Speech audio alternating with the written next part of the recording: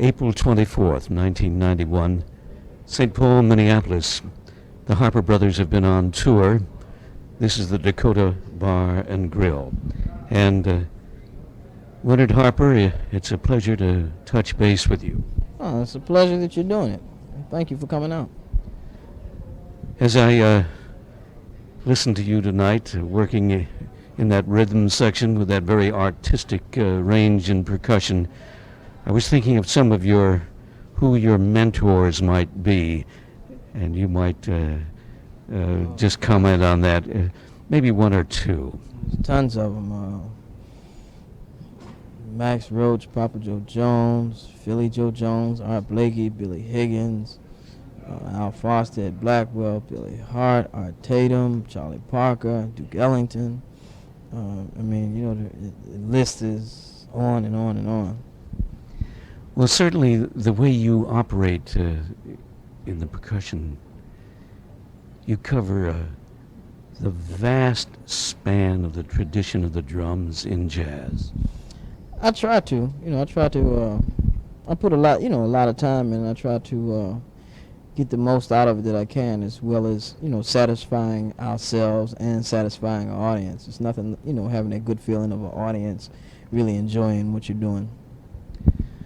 In the Harper family, what is it in the genes that generated all that skill and talent? I know you have to talk to God and my parents. And your brothers? Yeah, you got it. When did you first start to listen to jazz? I must have been about 11 years old. What captured your ear? Well, my older brother turned me on to a Clifford Brown Max Roach album called Joe Do. And after hearing that, I was sold. And now that you've launched a career and a deep involvement and commitment to this art form, what do you think about and what are your objectives and goals?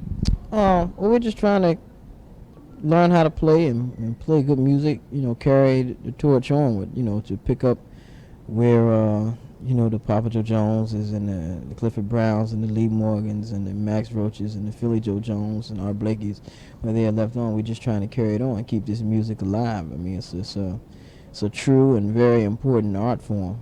So, that's really our main objective, to let as many people know that this music is still here. It's a lot of fun, and nothing can beat it. Winard, in terms of barriers to entry in this business, this is a very selective art form. And what is it that you think might change and expand it in, for example, the media? What kind of help do you need? Well, just, taking the music as many places as we can take it, playing the music as much as possible, getting more of the music on TV, There's a little bit on radios. It could stand to be a lot more, in all cases. It takes all of us coming out and supporting the jazz clubs and doing the very best that we can to keep the music alive. And as we think about the tradition, and you've already outlined it very beautifully, in your particular area, which is percussion, and I stop to think of Papa Joe Jones, and I think of Art Blakey, they're significant figures, and of course there are many more. There's even a Zooty Singleton out there. And just briefly, Art Blakey as the messenger. Art had an impact on many, many musicians. It would be hard to even put into words what he meant to the music. He was a very strong figure. He influenced a lot of musicians and a ton of drummers. What more can I say? What, for example, when you work your cowbell and just color your sound, where does that come from? I have to be honest, that's more of I think a Billy Higgins and a Papa Joe Jones influence. The drums do sing. Yeah, they do.